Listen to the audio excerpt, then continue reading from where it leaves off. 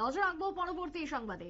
এবার অনির্দিষ্টকালের জন্য কর্মবিরতির ডাক দিল ত্রিপুরা প্রাকৃতিক গ্যাস মজদুর সংঘ। অনির্দিষ্টকালের জন্য কর্মবিরতির ঘোষণা শুক্রবার বিকেলে তারা আজকে বাদরতলের যে টিএনজিসিএল এর যে পেট্রোল পাম্প রয়েছে সেখানে তারা এই ঘোষণা করেছেন। সংগঠনের পক্ষ থেকে জানান যে তাদের যে দাবি রয়েছে সেই দাবি যদি না মানা হয় তাহলে তারা অনির্দিষ্টকালের জন্য এই কর্মবিরতিতে যাবেন। কিন্তু কি বক্তব্য উঠে আসছে আজকে টিএনজিসিএল এর পক্ষ থেকে, কর্তৃপক্ষ ঠিক কি জানাচ্ছেন, তাদের দাবিগুলি কি কি রয়েছে শুনুন।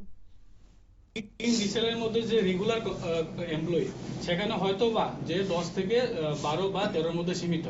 সারা ত্রিপুরা রাজ্যে যে আউটসোর্স কর্মী আজকে তাদের অক্লান্ত পরিশ্রমের ফলে যে টিএনজিসিএল একটা লেখা তাদের মেনশন করতে সারাদিন সারা রাত, সেই সারাদিন সারা রাত যে লেখাটা একমাত্র আমাদের এই অনিয়মিত কর্মীরা যারা আছে তাদের পরিশ্রমের ফলে এই লেখার আজকে সাধ্য হয়েছে।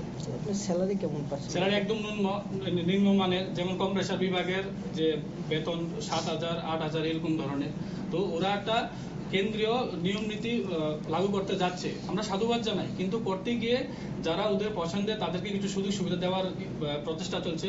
আর যারা নেতৃত্ব স্থানীয় কিংবা সংগঠনের কোনো কাজকর্ম করছে, যারা অফিসিয়াল কিভাবে টিএনজিসিএল কে অগ্রগতি করানো যায় সেই দিশাতে কাজ করে, তাদেরকে কিভাবে পদোন্নতি করা যায় তাদের ওই একটা অপরাধ তারা করছে। যারা করেছে তাদের